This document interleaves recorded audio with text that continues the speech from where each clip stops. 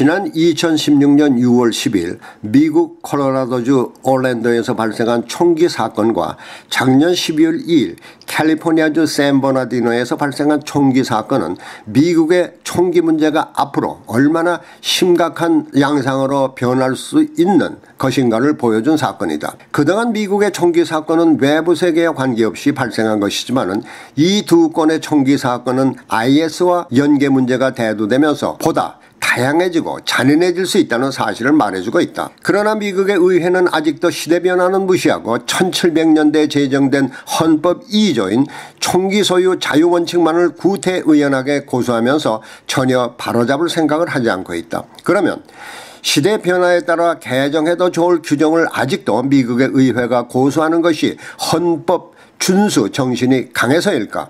그것은 단연 아니다.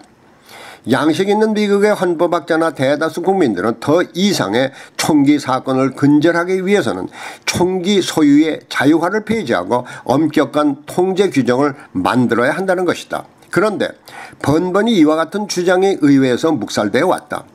지난 6월 10일 올란도에서 발생한 총기 사건은 단일 총격범의 소행으로는 50명 이상의 사망자와 53명의 부상자를 낼 정도로 잔인한 것이었으며 IS와의 관련성이 대두되고 있다.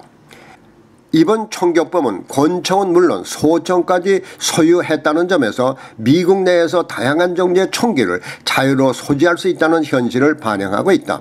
그러나 이번 올란도 총기 사건을 계기로 대두된 4개의 총기 규제 관련 법안이 모두 상원에서 부결됐다. 특히 민주당에서 내놓은 법안은 강력한 규제를 규정하고 있는데 이를 공화당에서 부결한 측면을 분석해 봐야 할 것 같다. 공화당에서는 항상 강력한 총기 규제 법안에 제동을 걸어왔다.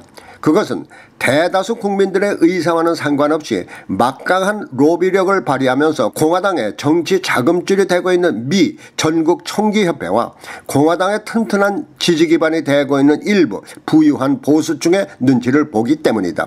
따라서 미국민들이 총기 사건에서 자유로워지려면 공화당을 비롯한 정치인들의 각성이 선행돼야 할 것이다.